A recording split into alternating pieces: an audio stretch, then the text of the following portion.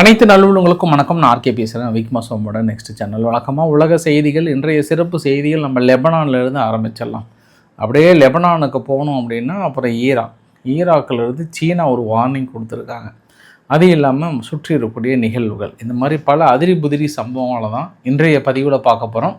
எல்லாமே உங்களுக்கு சர்ப்ரைஸாக இருக்கட்டும், எந்த இன்ட்ரொடக்ஷனுமே வேணாம், நேராக பதிவுக்குள்ளே போகிறோம். மொதல் சம்பவம் லெபனானில் என்ன அதிரடி சம்பவத்தை பார்க்க போகிறோம். பல கிடுக்குப்பிடி கேள்விகளுக்கு விடையளிக்க போயிருக்கிறது இன்றைய பதிவுகள். ஸோ வீடியோக்குள்ள போகிறதுக்கு முன்பு நீங்கள் நம்ம சேனலை சப்ஸ்கிரைப் பண்ணலாம், சப்ஸ்கிரைப் பண்ணிட்டு வாங்க. மறக்காம பெல் பட்டனை கிளிக் பண்ணி ஆல் ஆப்ஷன்ஸ் கொடுங்க. வீடியோக்குள்ள போகலாம்.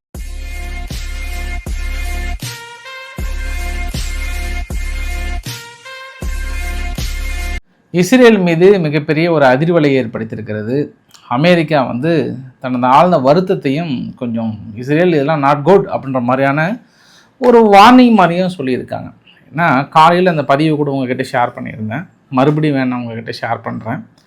இது உங்கள் ஒவ்வொரு கிராமமாக ஒரு 30 கிராமம் பக்கம் சதன் லெபனான்லேருந்து உள்ளே நுழையும் போது ஒரு கிறிஸ்டின் வில்லேஜ் ஒன்று இருக்குது. அந்த கிறிஸ்டின் கிராமத்தில் என்ன பண்ணாங்க, ஒரு சர்ச் ஒன்று இருக்குது. அந்த சர்ச்சில் உடைக்கும் போது இயேசுநாதரோட சிலை, அந்த இயேசுநாதரோட சிலை என்ன பண்ணிட்டாங்க, தலையை ஒரு சுத்தியால் அடித்து உடைக்கிற ஒரு பதிவு ஒன்று வைரல் ஆச்சு. அப்புறம் இன்றைக்கி காலையில் இஸ்ரேல் என்ன சொன்னாங்கன்னா, நகிஹே நாங்கள் வேறு ஹே அப்படின்ற மாதிரிலாம் சொன்னாங்க. அது வேறு யாரோன்ற மாதிரி சொன்னாங்க. பட் விடுவாங்களா பாஸ்? கொஞ்சம் கொஞ்சமாக மதியத்துக்கு மேலே என்ன ஆச்சுன்னா அது கன்ஃபார்ம் அவங்க வீரர்கள் தான் தெரிஞ்சு போச்சு. உடனே அதுக்கப்புறம் நெதன்யாகு அவர்கள் என்ன சொன்னார்னா, இது ஒரு கிரிமினல் கேஸாக நாங்கள் பதிவு பண்ணுறோம், எந்த வீரர்களாக இருந்தாலும் ஏற்றுக்கொள்ள முடியாது, இந்த மாதிரி ஒரு மதத்தை புண்படுத்துகிற இதில் விஷயத்தில் நாங்கள் ஏற்றுக்கொள்ளவே மாட்டோம், உடனடியாக விசாரணை எடுங்கள், அந்த வீரர் மீது தகுந்த நடவடிக்கை எடுங்கள் அப்படின்னு ஒரு உத்தரவை போட்டிருக்கிறார். குறிப்பாக நம்ம நாட்டுக்குள்ளே இந்த கெத்தோலிக் ரீஜியனில் ரொம்ப ஒரு ஸ்ட்ராங் ஐக்கானாக இருக்காங்க. அந்த மத உணர்வு புண்படுத்துகிற மாதிரி இருக்குது, இந்த மத உணர்வு புண்படுத்துறதை நாங்கள் ஏற்றுக்கவே மாட்டோம் அப்படின்னு சொல்லிட்டாங்க. அங்கே இஸ்ரேலுடைய ஃபாரின் மினிஸ்டர் இந்த ஒரு நிகழ்வுக்கு தனது ஆழ்ந்த வருத்தத்தையும், இதை ஒருபொழுதும் இஸ்ரேல் அனுமதிக்காது, அதுக்கான எங்களுக்கு நோக்கமும் அல்ல, அனைத்து மதத்தினரும் ஒருங்கிணைந்து நடப்பது தான் என்னுடைய நோக்கமே, அதனால் நிச்சயம் அவர் மீது தகுந்த நடவடிக்கை எடுக்கப்படும் என்று நான் உறுதியளிக்கிறேன் அப்படின்னு சொன்னாங்க. ஏன்னா நார்மலாகவே அங்கே ஒரு மனுஷர் நான் தான் இயேசு கிறிஸ்துன்னு சொல்லிட்டு மெசேஜெல்லாம் போட்டிருக்கிறாரு, ட்விட்டரில் போட்டு தள்ளிட்டுக்கிறாரு. அந்த சமயத்தில் இயேசுவோட தலையே சுற்றி எடுத்து அடித்து உடைக்கிற மாதிரி இருந்தால் அந்த மனுஷன் சும்மா இருப்பாரா? புதிய இயேசுநாதர் சும்மா இருப்பாரா? யாரா ட்ரம்ப்பை சொல்கிறேன் நான். கொஞ்ச நாளைக்கு முன்பு நான் தான் இயேசுநாதர்னு சொல்லிட்டு பயங்கரமான ஸ்டில்லெல்லாம் போட்டிருந்தாரு. உலக மக்களுக்கு நன்மை அளிக்க போகிறோம், உலக மக்கத்தில் இப்போ பெரிய அளவுக்கு இப்போ பூ உலகில் அமைதி மலர்கின்றது இல்லையா, அது எல்லாமே நான் தீங்க காரணன்ற மாதிரிலாம் சொல்லிட்டு இருந்தார். திடீர்னு பார்த்தா இப்படி ஒரு சம்பத்தை ஏற்றுக்க மாட்டார், அதனால் கொஞ்சம் நாங்கள் விசாரணை இடுறோம் ஐயா, ட்ரம்ப் ஐயா கொஞ்சம் கோச்சிக்காதீங்கன்ற மாதிரி தான் இந்த செய்தியை பார்க்க முடியுது. அந்த மனுஷனே கவுண்டிங்கில் வேறு இருப்பேன். இப்போ ஏற்கனவே 10 யுத்தத்தை நிறுத்திட்டார், 8 இருந்தது. இப்போ லெபனானையும் ஈரானையும் நிறுத்திட்டார், 10 ஆகிப்போச்சு. இப்போ மறுபடியும் இன்னொரு தடவை சப்போஸ் தாக்கல் நடத்தி மறுபடியும் அது ஒரு டைம் நிறுத்தினாங்கன்னா 12 ஆகிடும். இப்போ ஏன்னா அது அடுத்த கவுண்டிங் வந்துடும்ல, அதனால் இப்போ அடுத்து 10 இப்போ ஸ்டாப் ஆகிட்டு இருக்கு, அடுத்து 12வது கவுண்டிங் போகலாமான்ற மாதிரி யோசனை இருக்கிறாரு. 12 யுத்தத்தை நிறுத்திய ட்ரம்ப் அவர்கள் அப்படின்ற மாதிரி ஏதோ ஒரு படத்தில் தாங்க இது மாதிரி அந்த கவுண்டு மணி 6 கோல ஆறுமுகம் சாமி, ஏன்னா 6 கோல ஆறுமுகம் வராரு, 6 கோல ஆறுமுகம் வராருன்னு சொல்லிட்டு ஊர் ஃபுல்லாக ஃபேமஸ் ஆகிடுச்சு. அதுக்கப்புறம் என்னதான்ப்பா அப்படி 6 கொலையை பண்ண அப்படின்னு கடைசியாக அந்த படத்தோட கிளைமேக்ஸில் விசாரிக்கும் போது தான், ஐயா எங்கள் வீட்டு தென்னங்கொலை இருந்ததுங்க ஐயா, அந்த தென்னை மரத்தில் 6 கொலையை அவங்க வீட்டுக்கு தெரியாமல் வெட்டிட்டேன். அப்போ அசாமல் திருடிட்டு போகும்போது ஐயோ 6 கொலையை எடுத்துகிட்டு போகிறான், அந்த கொலை அந்த இளநீ கொலை இருக்கு இல்லையா, அதை கொலைன்னு சொல்லி தாங்க ஐயா அப்படி வந்துருச்சுன்ற மாதிரி. இது யாருக்கு பொருந்ததோ இல்லையோ, இந்த 6 கொலை ஆறுமுகசாமிக்கு குறிப்பாக ட்ரம்ப் அவர்களுக்கு பொருந்தும், அருமையாக பொருந்தும் அந்த காமெடியை பொறுத்த வரைக்கும். ஏன்னா மனசை 8 போகிறன்னு நிறுத்திட்டு 10 12 கவுண்ட் பண்ணிட்டு போகிறாரு இல்லையா, அதற்காக நான் சொன்னேன் நான். இருந்தாலும் அந்த லெபனான் மீது நடத்தப்படுகிற தாக்குதல்கள் கொஞ்சம் பேச்சுவார்த்தை ஒரு பக்கம் அமைதியாக போனால் கூட ஒரு ரெட் லைனையும் தாண்டி இன்றைக்கி கூட ஒரு சில பகுதியை அடுத்த ரெட் ஜோனான்னு சொல்லிட்டு எவகேட் பண்ண சொல்லியிருக்காங்க. மக்கள் உள்ளே வராங்க, உள்ளே வர வேணான்னு சொல்லிட்டு தடுக்கிறாங்க. இன்னுமே இராணுவத்தை இவங்க பின்னோக்கி எடுக்கவே இல்லை. சதன் லெபனானில் ஒரு பிரச்சனை போயிட்டே தான் இருக்குது. ஆனால் இன்றைக்கி பிரசிடென்ட் டவுன் அவர்கள் ஒரு ஃபார்மர் அம்பாசிடர் ஒருத்தர் சைமன் கராம் அவர்களை நியமிக்கிறார். அவர் தான் இந்த இஸ்ரேல் லெபனானுக்கான பேச்சுவார்த்தையில் நடுநிலை வகித்து மிக சிறப்பாக நடத்த போகிறார். இஸ்ரேலிடம் நாங்கள் நேரடியாக பேச்சுவார்த்தை நடத்த போகிறோம். எங்களுக்கு சதன் லெபனான்லேருந்து வெளியேறணும், இன்டர்நேஷ்னல் பார்டரை வந்து அங்கீகரிக்கணும், எங்கள் எல்லை பகுதிகளை அங்கீகரிக்கணும், இதுக்கப்புறம் இந்த பூ உலகில் அமைதி மலர வேண்டும். ஈரான் யுத்தம் என்பது வேறு, இந்த யுத்தம் என்பது வேறு. நானும் இஸ்ரேலும் அமெரிக்காவுடைய தலைமையில் பேசிக்கிறோம். அதனால் அந்த ஈரான் யுத்தத்தை கொண்டு வந்து இதில் கலந்து எங்களை எதுவும் பண்ணிடாதீங்க, நாங்கள் இங்கே பேச்சுவார்த்தை தீர்த்துக்கிறோம். நாங்கள் கிட்டத்தட்ட பாசிபிள் வந்திருக்கு, எங்களுக்கு 2 ஆப்ஷன் தான் இருக்குது, ஒன்று யுத்தமா இன்னொன்று பேச்சுவார்த்தையா அப்படின்னா நாங்கள் பேச்சுவார்த்தையை நாங்கள் தேர்ந்தெடுக்கிறோம், பார்க்கலாம் இனி நல்லதே நடக்கும்ன்ற மாதிரிலாம் அவனு அவர்கள் வந்து சொல்லியிருக்கிறாரு. தொடர்ந்து நேற்று நடத்தப்பட்ட தாக்குதலில் கூட அந்த லிட்டானி ரிவரில் ஒரு 2 பேர் பக்கம் அந்த ஆற்றில் அடிச்சுட்டு போயிட்டாங்களாம். அதனால் அவங்கள கூட தேடிட்டு இருந்தாங்க. பதிலுக்கு இன்றைக்கி காசா மீது கூட தாக்கல் நிகழ்த்தியிருந்தாங்க திடீர்னு. ஏன்னா தொடர்ந்து ஏற்கனவே இஸ்ரேல் என்ன வார்னிங் கொடுத்தாங்கன்னா, ஹமாஸ் வந்து இந்த ஆயுதங்களெல்லாம் எடுத்துகிட்டு ஷூட் பண்ணுறது இது மாதிரி விஷயங்கள்லாம் இருக்குல்ல, அதனால் ஹமாஸோட ஆயுதங்கள் இருக்கக்கூடிய வெஹிக்கிள்லையோ அவங்ககிட்ட நெருங்கிய தொடர்புள்ள மக்கள் இருக்காதீங்க, இந்த மாதிரி திடீர்னு தாக்கல் நடத்தவும், அப்போ நீங்கள் பாதிக்கப்படுவீங்க, உங்கள் உயிர்களையும் உடைமைகளையும் நீங்கள் காப்பாற்றிக்கோங்கன்னு சொல்லிட்டு ஒரு 2 வாரத்துக்கு முன்பு வார்னிங் கொடுத்துருந்தாங்க.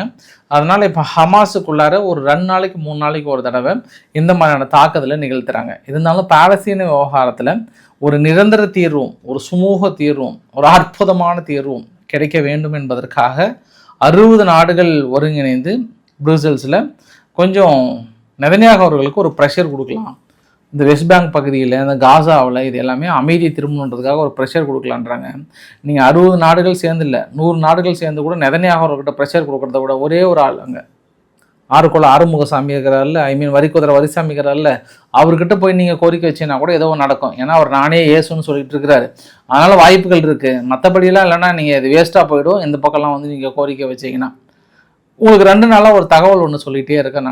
நான் எல்லா பதிவுகளுமே சொல்லிட்டே இருக்கிறேன். இஸ்மாயில் கானி அவர்கள் ஈராக்கில் போயிட்டு அடுத்தடுத்து தலைவர்களை சந்திக்கிறாங்க, ரெசிடென்ஸ் தலைவர்கள்லாம் சந்திக்கிறாங்கன்னு சொன்னோம் இல்லையா. இன்றைக்கி அமெரிக்கா என்ன சொல்லியிருக்காங்க, அங்கே ஈராக்கில் இருக்கக்கூடிய அமெரிக்க நிலைகளை ஸ்ட்ராங் பண்ண சொல்லிட்டாங்க. ஏன்னா புதிய அரசாங்கமே இன்னும் அமைக்கலை, அவங்க புதிய அரசாங்கம் முழுமையாக அமைக்கலை, ஒரு பெரும்பான்மை பெற்றால் கூட ஒன்றும் அமைக்காமல் இருக்காங்க. அதுக்கு இடைப்பட்ட நேரத்தில் இந்த அரசாங்கம் இந்த ரெசிஸ்டன்ஸ் குரூப்புக்கெல்லாம் பெருசாக உதவி பண்ணுறாங்க. அது இல்லாமல் ஈரானுடைய சமீபத்திய விசிட், இதனால் அமெரிக்காவுடைய சிட்டிசன் பொது வெளியிலையோ மற்ற வெளியில் வரதை கொஞ்சம் கேர்ஃபுல்லாக இருந்துக்கோங்க. முடிஞ்சால் நாட்டை விட்டு இன்னும் கொஞ்சம் பேலன்ஸ்னால் கூட வெளியேறிடுங்க. அங்கே பேஸ் இருக்குது இல்லையா, அந்த பேஸில் இருக்கிற மக்களை சேஃபாக இருக்க சொல்கிறாங்க. எந்த நேரத்திலையும் பெரிய தாக்கல் நடத்துவதற்கு வாய்ப்புகள் இருக்குது. பலிய திட்டங்களை வகுத்து கொண்டு இருக்கிறது ரெசிஸ்டன்ஸ் குரூப், அதாவது அமெரிக்காவால் தடை செய்யப்பட்ட இந்த தீவிரவாத குழுக்கள் நேரடியாக எந்த நேரத்திலையும் மனித வெடிகுண்டு தாக்குதல் கூட நடத்துவதற்கு வாய்ப்புகள் இருக்குது. அதனால் கொஞ்சம் கேர்ஃபுல்லாக இருந்துக்கோங்கன்ற மாதிரி வந்து சொல்லியிருக்காங்க. ஸோ ஈராக்குக்குள்ளார ஒரு பெரிய சம்பவம் நிச்சயமாக நடக்க போகுதுன்றது அவதானிக்கிறாங்க. யார் தரப்பில்?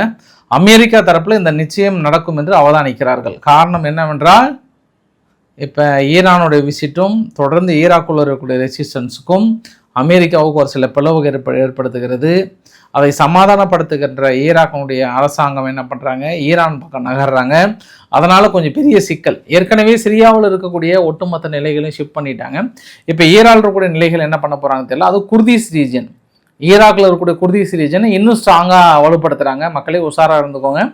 எந்த நேரத்தில்னாலும் திடீர் தாக்குதல் நடத்துவதற்கு நிறைய வாய்ப்புகள் இருக்குது. கொஞ்சம் கேர்ஃபுல்லாக இருங்கன்ற மாதிரி வந்து சொல்லியிருக்காங்க. அதே போல் இஸ்ரேல் என்ன பண்ணியிருக்காங்க, அவங்க நாட்டுக்குள்ளே ஒரு 3-4 பேர்த்த கைது பண்ணியிருக்காங்க. ஏன்னா இஸ்ரேலுடைய மினிஸ்டர் லெவலில் அவங்க குடும்பங்கள் மீதோ அவங்க வீட்டின் மீதோ தாக்கம் நடத்துவதற்கு பலே திட்டங்களை தீட்டி இருந்தாங்களாம். யார் லிங்க்டு அப்படின்னா ஐஆர்ஜிசியோட லிங்க்டாம். இந்த ஐஆர்ஜிசி லிங்க் நபர்களை தட்டி தூக்கிட்டோம். சும்மா 4 பேர் 5 பேர் குசு குசுன்னு பேசும்போது ஏய் இங்கே என்னலை பண்ணுறேன்னு சொல்லிட்டு தட்டி தூக்கியிருக்கிறாங்க அவங்க ஈரான் என்ன சொல்லிட்டாங்கன்னா, நாங்கள் இந்த பக்கம் மொசாத்தை பிரித்து மேய்ஞ்சிட்டோம். இதுவரை 14 பேர் கைதுன்னு இருக்காங்க. ஸோ இந்த 2 தரப்புலையும் தொடர்ந்து கைதுகள் பலவாறு நடந்து கொண்டே இருக்கிறதுன்றது கூடுதல் தகவல். அசர்பைஜான்லேயும் அடுத்த ஒரு சம்பவம் மேபி ஈரான் பெரிய திட்டமிட்டிருக்காங்கன்னு உளவு தகவல்கள் கிடைத்ததாக அசர்பைஜானுக்கு ஒரு வார்னிங் கொடுத்துருக்காங்க. காலையில் அமெரிக்கா வந்து ஒரு கப்பல் சீனாவில் வந்து கிளம்பி வந்த கப்பல் வந்து பிடிச்சிட்டாங்க இல்லையா. அதனால் சீனா என்ன சொல்கிறாங்கன்னா, தொடர்ந்து சர்வதேச சட்டங்களை மட்டும் இல்லை, எந்த அக்ரிமெண்ட்டுமே மதிக்காமல் இருந்தீங்கன்னா எப்படி இந்த உலகத்தில் அமைதி வரும் சொல்லுங்கள். ஏதாவது ஒன்று மதிங்க, ஏன் இப்படி பண்ணுறீங்க சொல்லுங்கள் அப்படின்னு தனது கண்டனத்தை தெரிவித்திருக்கிறது சீனா. இந்த கண்டனம் மட்டும் இல்லாமல் தொடர்ந்து சவுதி அரேபியா கிட்ட சல்மான் அவர்கள்கிட்ட பேசியிருக்கிறார். என்ன சல்மான், எப்படி இருக்கீங்க, நல்லா இருக்கீங்களா, கூடிய விரைவில் உங்களுக்கு 2 நாடுகளும் சேர்ந்து ப்ராக்டிக்கலாக அடுத்து நம்ம எப்படிலாம் ஸ்ட்ரென்த் பண்ணலாம், நம்முடைய ஏற்றுமை இருக்கிறதுல எப்படிலாம் ஸ்ட்ரென்த் பண்ணலான்ற மாதிரியான பேச்சுவார்த்தை நடத்தப்படுதான். இன்றைக்கி இன்னொரு சம்பவத்தை கூட பார்த்தேன். அஜித் தோவல் அவர்கள் கூட இன்றைக்கி சவுதி போய் பேசியிருந்தார். அடுத்த செக்யூரிட்டி லெவல் வந்து பேச போகிறாங்க. மேபி சவுதிக்கு வந்து எதன் அடிப்படையில் பேசினார், ஒரு வேளை ரீசெண்டாக பாகிஸ்தான் போயிட்டு போர் விமானங்கள்லாம் கொடுக்குறாங்கல்ல, அதன் ஆங்கிளில் பேசுகிறாங்களா இல்லை ஈரான் ஆங்கிளில் பேசுகிறாங்களா நம்ம பொறுத்து இருந்தால் பார்க்கணும். இது அங்கே இருக்கக்கூடிய தகவல். ஃப்ரான்ஸ் வந்து உறுதிப்படுத்தியிருக்காங்க. ஃப்ரான்ஸுடைய கப்பல் ஒன்று CMA CGM, அந்த கப்பல் ஸ்ட்ரைட் ஆஃப் ஹார்முஸ் பகுதியில் கடந்து வரும்போது கன் ஷூட் பண்ணியிருக்காங்க. அது ஒரு வார்னிங் ஷூட் தான், இருந்தாலும் அதில் உள்ள இருக்கக்கூடிய மக்கள் எதுக்கும் ஆகலை. அதனால் தொடர்ந்து நாங்கள் தொடர்பில் இருந்து கொண்டிருக்கிறோம் அப்படின்ற மாதிரி வந்து சொல்லியிருக்காங்க. ஈரான் தரப்பில் என்ன சொன்னாங்கன்னா, நாங்கள் இப்போ எதுவும் எங்களுக்கு ரஷ்யா உதவி பண்ணல, இது எல்லாமே நாங்கள் முன்னாடி போட்ட அக்ரிமெண்ட் படி தான் உதவி பண்ணுறாங்க, மற்றபடி இந்த யுத்தத்துக்கும் ரஷ்யாவோட உதவிக்கும் எந்த சம்பந்தமும் இல்லை என்று சொல்கிறார்கள். UAE என்ன சொல்லிட்டாங்கன்னா, இதுவரை ரஷ்யான்ற பாருங்க, ஈரான் வந்து எங்கள் மீது 2800 மிசைல்ஸ் அட்டாக் பண்ணியிருக்காங்க. அதில் 90% பொதுமக்கள் மீது நடத்தப்பட்ட தாக்குதல், முழுக்க சிவிலியன்ஸ் இன்ஃப்ராஸ்ட்ரக்சர்ஸ் மீது நடத்தப்பட்ட தாக்குதல். ஸோ தொடர்ந்து ஈரான் திட்டமிட்டு சிவில் இன்ஃப்ராஸ்ட்ரக்சர்ஸை மட்டும்தான் தாக்கல் நடத்தியிருக்காங்கன்னு UAE கடுமையான ஒரு குற்றச்சாட்டை ஈரான் மீது சுமத்திருக்கிறாங்க. வீடியோட நிறைவு பகுதியை நோக்கி போயிட்டுருக்கோம். இன்றைக்கி ரஷ்யாவுடைய ட்ரோன் வந்து ஜாப்ரோசிஷா பகுதியில் ஒரு பெரிய தாக்கல் நிகழ்த்தியிருந்தாங்க. ஏன்னா காலையில் 3லிருந்து 4 எண்ணெய் கிடங்குகள், எண்ணெய் உற்பத்தி நிலையங்களை அடிச்சிட்டாங்க. பெருசாக இழப்புகளை சந்தித்துட்டு இருக்கிறது ரஷ்யா. பதிலடி மேபி ஜாப்ரோசிஷால் தாக்கம் நடத்திட்டு இருக்காங்க. அதே போல் இந்த ஏப்ரல் 1ஆம் தேதி இருந்து 19ஆம் தேதி வரைக்கும் குறிப்பாக எல்லை பகுதிக்கு இந்த பக்கம் இருக்கக்கூடிய அவங்களுடைய முக்கியமான எனர்ஜி இன்ஃப்ராஸ்ட்ரக்சர்ஸ் இது ஃபுல்லாமே நாங்கள் அடிச்சிருக்கோன்ற மாதிரி வந்து சொல்லியிருக்காங்க ரஷ்யா தரப்பில். ஸோ தொடர்ந்து அவங்க இழப்புகளை சந்திச்சுட்டு தான் இருக்கிறாங்க. நாங்கள் எனர்ஜி இன்ஃப்ராஸ்ட்ரக்சர்ஸை தாக்கல் நடத்திட்டு தான் இருக்குன்ற மாதிரி உக்ரைன் சொல்லிகிட்டே இருக்கிறாங்க. உக்ரைனில் ரஷ்யா, ஏன்னா ரஷ்யானுடைய தாக்குதல் தொடர்ந்து உக்ரைன் மீது நிகழ்த்திட்டு தான் இருக்கிறாங்க. பட் ஆனால் இப்போ ஒரு 2 மாதமாகவே உக்ரைன் வந்து ரஷ்யாவுக்கு கடுமையான டஃப் கொடுத்துட்ருக்காங்கன்றதும் ஒரு கூடுதல் தகவல். அடிஷ்னலாக சீனா என்ன பண்ணுறாங்க, அமெரிக்காவுக்கு ஒரு வார்னிங் கொடுக்குறாங்க. இளைய அமெரிக்கா சும்மா இருக்கிற நாட்டை இந்த ஜப்பான், பிலிப்பைன்ஸ் இவங்கெல்லாம் கொண்டு வந்து சேர்த்துட்டு நெருப்புடன் விளையாடுற எங்கள் ட்ராகன் எடுக்கட்டுமா, கக்கட்டுமா நெருப்பை, கொஞ்சம் கேர்ஃபுல்லாக இருந்துக்கோங்கன்னு சொல்லிட்டு ஒரு வார்னிங்கும் கொடுத்துருக்காங்க. ஐரோப்பாவிலிருந்து எலான் மஸ்க்கு ஒரு சம்மன் அனுப்பியிருக்காங்க. எக்ஸ்தல பதிவில் இந்த சைல்டு அப்யூஸ் இமேஜெலாம் வந்து டீப் ஃபேக்காக வெளியிடுறாங்க. தொடர்ந்து நாங்கள் சொல்லியும் அவர் வந்து அதை நீக்காமல் மக்கள் பயன்பாட்டுக்கு விட்டுட்டே இருக்கிறாருன்னா அப்புறம் வேறு என்ன, போயிட்டு வாப்பா வந்து விசாரணை வந்து கலந்துக்கோப்பான்ற மாதிரி வந்து சொல்லியிருக்காங்க. இதுவரை மார்ச் 1ஆம் தேதியிலேருந்து இன்ன வரைக்கும் பார்த்தோம் அப்படின்னா 20ஆம் தேதி வரைக்கும் ஆல்மோஸ்ட் 20 வெசல்ஸ் தான் கடந்திருக்கான். ஒரு நாளைக்கு ஒரு வெசல்ஸ் விதமாக வந்து கிட்டத்தட்ட 20 வெசல்ஸ் தான் கடந்திருக்குன்ற மாதிரி வந்து சொல்லியிருக்காங்க. பொறுத்திருந்து பார்க்கலாம். இந்த சனிக்கிழமை திடீர்னு அந்த தடையை கொஞ்சம் நீக்கினாங்க இல்லையா, அப்போ வந்து ஒரே சமயத்தில் ஒரு 20 வெசல் பாஸ் ஆச்சான். அதுக்கப்புறம் பாஸ் ஆகலையாம். இந்த யுத்தம் நடந்த காலத்திலேருந்து அதிகமான வெசல் பாஸ் ஆனது அப்போ தானா, 20 மணி நேரம் தானா. கொஞ்சம் ட்ரம்ப்பு ட்விட்டை வந்து ஒரு 3 மணி நேரம் 4 மணி நேரம் லேட்டாக போட்டிருந்தாருன்னா இன்னும் ஒரு அட்லீஸ்ட் ஒரு 100 கப்பலாவது வெளியே வந்திருக்கும். அதுக்குள்ளே அவசர கொடுக்கு எல்லாத்தையும் நான் தான் முதல்ல அனௌன்ஸ் பண்ணுறதுனால இப்போ இந்த ஒரு சூழ்நிலை. இப்போ கொஞ்சம் மனசை அடக்கி வாசிக்கிறாரானா, அடைக்கலாம் வாசிக்கலை. அடுத்த பதிவு உங்களுக்கு ரவிக்குமார் சோமசால இரவு பார்க்கலாம். என்னெல்லாம் ட்ரம்ப் தெரிக்க விட்டுருக்கான்றதை பார்க்கலாம். அங்கே ஈரான் தரப்பில் என்ன பதிலுக்கு தெரிக்க விட்டுருக்காங்கன்றதையும் பார்க்கலாம். ஸோ இன்றைக்கு ஒரு லோக்கான தகவலை கவர் பண்ணுறேன்னு நினைக்கிறேன். பிடிச்சிருந்தா லைக் பண்ணுங்கள், ஃப்ரெண்ட்ஸுக்கு ஷேர் பண்ணுங்கள், சப்ஸ்கிரைப் பண்ணுங்கள். Ravikumar RK channel. நன்றி, வணக்கம்.